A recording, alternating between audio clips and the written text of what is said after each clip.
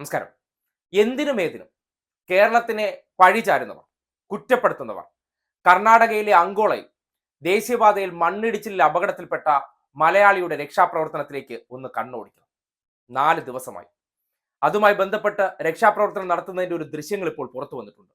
കാണണം. എത്രമാത്രം ഊർജമായിട്ടാണ് ഒരു ജീവനുണ്ടെന്നറിഞ്ഞാൽ കർണാടക പോലെ കേരളത്തിന്റെ സമീപ സംസ്ഥാനത്ത്, പ്രത്യേകിച്ച് കോൺഗ്രസ് ഭരിക്കുന്ന ഒരു സംസ്ഥാനത്ത് എന്താണ് രക്ഷാപ്രവർത്തനത്തിന് അവിടെയുള്ളവർ കാണിക്കുന്ന ഊർജമെന്ന് ആ ദൃശ്യം തെളിയിക്കുകയാണ്. ഇതാണ് ഇവിടുത്തെ പോലീസ് വണ്ടി ആകപ്പാടല്ലേ. ഇപ്പറുള്ളതാണ് ആ റെഡ് കാണുന്നതാണ് ഇവിടുത്തെ ഫയർഫോഴ്സ് ഇവിടെ വർക്ക് ചെയ്യുന്നുണ്ടെന്ന് അവർ ഘോരഘോരമായിട്ട് പ്രസംഗിക്കുന്നുണ്ടല്ലോ. ആ ഫയർഫോഴ്സിന്റെ വണ്ടിയാണ് ഈ കാണുന്നത്. പിന്നെ കാണുന്നത് ഈ ഹിറ്റാച്ചി, അതിനപ്പുറം ഇതാ മണ്ണെടുക്കുന്ന സ്ഥലം എന്ന് പറഞ്ഞാൽ ഇതാ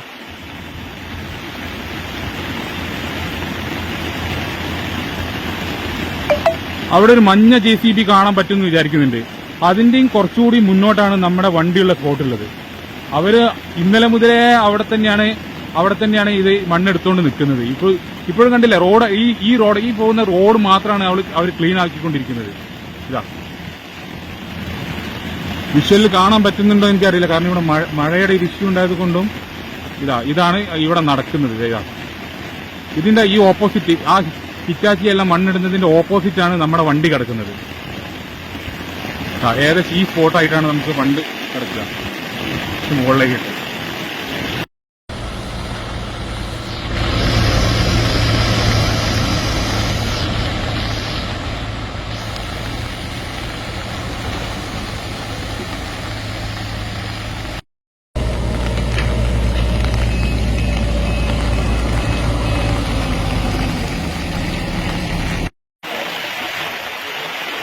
ഇതാണ് ഇവിടുത്തെ പോലീസ് വണ്ടി ആകപ്പാടല്ലേ.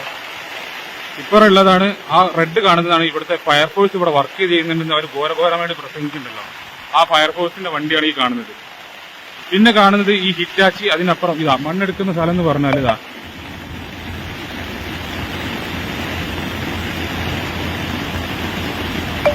അവിടെ ഒരു മഞ്ഞ JCB കാണാൻ പറ്റുമെന്ന് വിചാരിക്കുന്നുണ്ട്. അതിന്റെയും കുറച്ചുകൂടി മുന്നോട്ടാണ് നമ്മുടെ വണ്ടിയുള്ള സ്പോട്ടുള്ളത്.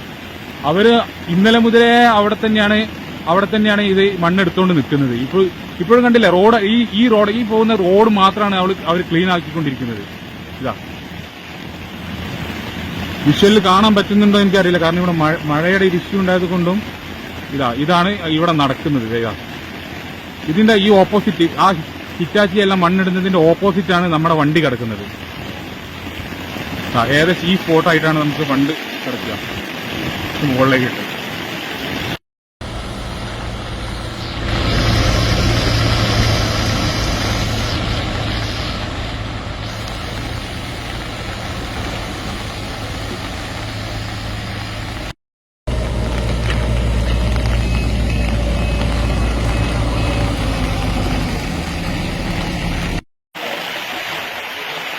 ഇതാണ് ഇവിടുത്തെ പോലീസ് വണ്ടി ആകപ്പാടല്ലേ. ഇപ്പറുള്ളതാണ് ആ റെഡ് കാണുന്നതാണ് ഇവിടുത്തെ ഫയർഫോഴ്സ് ഇവിടെ വർക്ക് ചെയ്യുന്നുണ്ടെന്ന് അവർ ഘോരഘോരമായിട്ട് പ്രസംഗിക്കുന്നുണ്ടല്ലോ. ആ ഫയർഫോഴ്സിന്റെ വണ്ടിയാണ് ഈ കാണുന്നത്. പിന്നെ കാണുന്നത് ഈ ഹിറ്റാച്ചി, അതിനപ്പുറം ഇതാ മണ്ണെടുക്കുന്ന സ്ഥലം എന്ന് പറഞ്ഞാൽ ഇതാ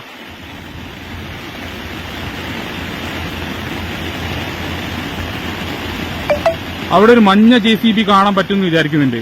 അതിന്റെയും കുറച്ചുകൂടി മുന്നോട്ടാണ് നമ്മുടെ വണ്ടിയുള്ള സ്പോട്ടുള്ളത്.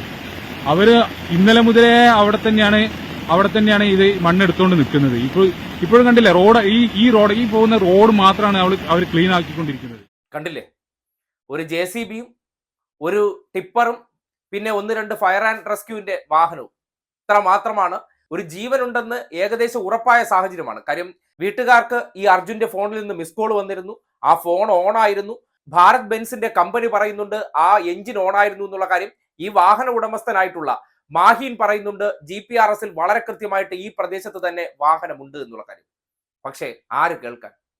എവിടെയാണ് ഇത് ഉദാഹരിക്കേണ്ടതെന്ന് ചോദിച്ചാൽ നമ്മൾ ഈ അടുത്ത ദിവസമാണ് തിരുവനന്തപുരത്ത് ആമയിഴഞ്ചാൻ തോട്ടിൽ റെയിൽവേ നിയോഗിച്ച ഒരു തൊഴിലാളി പ്ലാസ്റ്റിക് വേസ്റ്റ് നീക്കം ചെയ്യാൻ വേണ്ടി അപകടത്തിൽപ്പെട്ടു.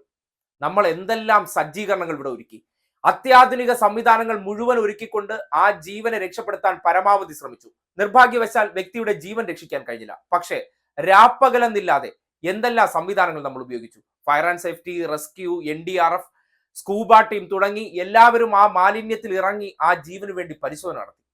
ഇതെന്താണ് അവസ്ഥ? കേരളത്തിലുള്ള നേതാക്കന്മാരൊക്കെ വിളിച്ചു പറഞ്ഞപ്പോഴുള്ള അവിടുത്തെ ശുഷ്കാന്തിയാണ് ഈ കാണുന്നത്. വളരെ ദയനീയമാണ്. ഒരു വീട്ടുകാരുടെ ആശങ്ക, അല്ലെങ്കിൽ ഒരു ജീവൻ മണ്ണിന്റെ അടിയിൽ ഉണ്ട് എന്ന് അറിഞ്ഞു കഴിഞ്ഞാൽ ഏത് തരത്തിലാണ് കേരളത്തെ മാറ്റി നിർത്തി മറ്റുള്ള ഇടങ്ങളിലൊക്കെ നടക്കുന്ന രക്ഷാപ്രവർത്തനം എന്നതിന്റെ കൃത്യമായിട്ടുള്ള ഉദാഹരണമാണ്. നിങ്ങൾക്ക് ഈ നാടിനെ പഴിക്കാം, പക്ഷേ ഈ ഒരു രക്ഷാപ്രവർത്തനത്തിന്റെ രീതി കണ്ടിട്ട് നിങ്ങൾ തന്നെ സ്വമേധയെ ആലോചിക്കൂ. ബാക്കിയുള്ള ഇടങ്ങളെ അപേക്ഷിച്ച് നോക്കുമ്പോൾ നമ്മുടെ നാടിന് എന്തെല്ലാം കാര്യങ്ങളിൽ മഹത്വമുണ്ട്. നമ്മുടെ നാട്ടിലെ പൗരന്മാർക്കോ അല്ലെങ്കിൽ ജീവനോ അതിന് കൊടുക്കുന്ന വാല്യൂ എത്രത്തോളം ഉണ്ടെന്ന് തിരിച്ചറിയാം. ചില പാകപ്പിഴകൾ, അതായത് സമ്പൂർണമായി ശരിയാണെന്നല്ല, പക്ഷേ ഇത്രത്തോളം ഗുരുതരമായ അലംഭാവം ഒരിടത്ത് ജീവനുണ്ടെന്ന് അറിഞ്ഞാൽ ഉണ്ടാകില്ല. ഒരു 2-3 JCB കിട്ടാത്ത ഒരിടമാണോ കർണാടക പോലൊരു സംസ്ഥാനം? ഇത്രയും വലിയൊരു പ്രതീക്ഷയോടുകൂടി ഒരു ജീവനുണ്ടെന്ന് തിരിച്ചറിഞ്ഞ പല തരത്തിലുള്ള സൈനുകൾ പുറത്തു വന്നതിന് ശേഷം എത്രമാത്രം ഗുരുതരമായിട്ടുള്ള അലംഭാവത്തോടു കൂടിയാണ്, അതായത് പയ്യെ പയ്യെ മണ്ണ് കോറി മാറ്റുകയാണ്. എന്നിട്ട് അവർ അനുമാനിക്കുകയാണ് ഇവിടെ ഇല്ല, ലോറി ഒഴുകിപ്പോയി കാണുമെന്ന്. ഈ ഭാരത് ബെൻസ് എന്ന കമ്പനി പറയുന്നുണ്ട് ഈ ലോറിയുടെ എഞ്ചിൻ ഓൺ ആയിരുന്നു എന്നുള്ള കാര്യം. GPS പ്രകാരം ഇത് കൃത്യമായിട്ടുള്ള ലൊക്കേഷൻ കാണിക്കുന്നുണ്ട്. പക്ഷേ ഇപ്പോഴും കർണാടക സർക്കാരിന്റെ ആൾക്കാർ പറയുന്നത് അത് ഒഴുകിപ്പോയി കാണുമെന്ന്. അവർക്ക് യാതൊരു പ്രതീക്ഷയുമില്ല. ആ രീതിയിൽ രക്ഷാപ്രവർത്തനത്തിന് തയ്യാറായിട്ടുമില്ല. ദേശീയ ദുരന്ത നിവാരണ സേന ഉൾപ്പെടെയുള്ള ഒരു സംവിധാനവും കർണാടകയിലെത്തി ഈ പ്രവർത്തനങ്ങളെ ഏകോപിപ്പിച്ചിട്ടുമില്ല. ഇത്രയും വലിയൊരു വാർത്താ സെൻസേഷനായിട്ട് കേരളത്തിൽ ചർച്ച ചെയ്യപ്പെടുന്ന സന്ദർഭത്തിൽ കർണാടകയിൽ അതൊന്നും യാതൊരു തരത്തിലും ഏശുന്നില്ലെന്ന് അവിടെ ഈ അപകടമുണ്ടായ സ്ഥലത്ത് ഈ അർജുന്റെ സഹോദരനും ഒപ്പം ഈ വാഹനത്തിന്റെ ഉടമയായ മാഹീനും എത്തിയിട്ടുണ്ട്. അവർക്ക് നേരിടേണ്ടി വരുന്ന ഈ അലംഭാവത്തിന്റെ അവസ്ഥ കാണുമ്പോൾ ഉണ്ടാകുന്ന ദുഃഖം അത് നമ്മൾ തിരിച്ചറിയേണ്ടതാണ്. അതായത് ഇത്രയും വലിയ ദുരന്തം ഉണ്ടായി കഴിഞ്ഞാൽ അതൊരു ദേശീയപാതയിൽ ഉണ്ടായ ദുരന്തമാണ്. 4 ദിവസമായിട്ട് അവിടെ മണ്ണ് കോരി മാറ്റാൻ പോലും പറ്റിയിട്ടില്ല.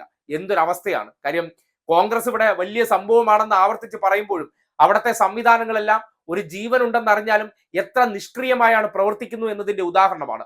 അർജുന്റെ ജീവൻ രക്ഷിക്കേണ്ടത്, അതായത് 4 ദിവസത്തോളമാകുന്നു ഒരു ജലപാനം പോലും കഴിക്കാതെ ചിലപ്പോൾ അതിനകത്ത് പെട്ടുപോയ ഒരു വ്യക്തി. ഈ പുതിയ വാഹനത്തിന്റെ ഒരു സിസ്റ്റം അനുസരിച്ച് ബെൻസ്, അതായത് ഭാരത് ബെൻസ് പറയുന്നു 1 വർഷത്തോളമായി ആയിട്ടുള്ളൂ ഈ ലോറി നിരത്തിൽ ഇറക്കിയിട്ട്. ഇതിന്റെ ഒരു സിസ്റ്റം അനുസരിച്ച് എന്തെങ്കിലും അപകടം ഉണ്ടായിക്കഴിഞ്ഞാൽ ഫുള്ളി ഓട്ടോമാറ്റിക്കലി ലോക്ക് ആവുന്ന ഒരു അവസ്ഥയുണ്ട്. അങ്ങനെ കുടുങ്ങിക്കിടക്കുന്ന ഒരു അവസ്ഥയിൽ ഒരു മനുഷ്യന് ജീവൻ ഉണ്ടെന്ന് കൃത്യമായി ബോധ്യപ്പെടുന്നതാണ്. മിസ് കോൾ വരികയും ചെയ്തു, ഒപ്പം ഫോൺ റിംഗ് ചെയ്യുന്നതുകൊണ്ട്. അപ്പോ ആ വാഹനത്തിനകത്ത് വലിയ തോതിൽ അപകടം ഉണ്ടായിട്ടില്ല എന്നുള്ളത് ഒരു കൃത്യമായിട്ട് അനുമാനിക്കാൻ പറ്റുന്ന കാര്യമാണ്. പക്ഷേ എന്ത് പറയാൻ, സംഭവിച്ചത് കർണാടകയിലായിപ്പോയി. അവർക്ക് ഒരു മനുഷ്യജീവൻ എന്ന് പറഞ്ഞാൽ ഇത്ര വിലയേ ഉള്ളൂ. എത്ര നിങ്ങൾ ആക്ഷേപിക്കാൻ ശ്രമിച്ചാലും തിരുവനന്തപുരം നഗരസഭയുടെ നേതൃത്വത്തിൽ ആമയിഴഞ്ചാൻ തോട്ടിൽ നടത്തിയ രക്ഷാപ്രവർത്തനം ഈ അടുത്ത കാലത്ത് കണ്ട സമാനതകളില്ലാത്ത ഇടപെടലാണ്. രാവാവന്തിയോളം അവിടെ സംവിധാനങ്ങളെല്ലാം ഊർജ്ജസ്വലമായിട്ടും ഉണർന്ന് പ്രവർത്തിച്ചു. പക്ഷേ നമുക്ക് ആ ജീവൻ രക്ഷിക്കാൻ പറ്റിയില്ലെങ്കിലും അതിനുവേണ്ടി നമ്മൾ നടത്തിയ ഒരു ശ്രമമുണ്ട്. ആ ശ്രമത്തെ ഈ നാട് അംഗീകരിക്കുമെന്നുള്ള കാര്യത്തിൽ ഒരു സംശയവുമില്ല. അത് വെച്ച് തുലനം ചെയ്ത് നോക്കുമ്പോൾ ഒരു ജീവൻ ഉണ്ട് എന്ന് അറിഞ്ഞിട്ട് ഏത് രീതിയിലാണ് അവർ പ്രവർത്തിക്കുന്നതെന്ന് നിങ്ങൾ കണ്ടു നോക്കൂ. ഇതാണ് കേരളം വിട്ട് ബാക്കിയുള്ള ഇടങ്ങളിൽ നടക്കുന്ന പ്രവർത്തനമെന്ന് തിരിച്ചറിയൂ. സ്വന്തം നാടിനെ കുറ്റം പറയാൻ വേണ്ടി നാവ് പൊന്തുന്നവർ എത്ര സുരക്ഷിതമായിട്ടിരുന്നാണ് മറ്റുള്ള ഇടങ്ങളെ ചൂണ്ടിക്കാട്ടി ഈ നാടിനെ കുറ്റം പറയുന്നു എന്ന് മനസ്സിലാക്കാനുള്ള ഒരു ഉദാഹരണം കൂടിയാണിത്.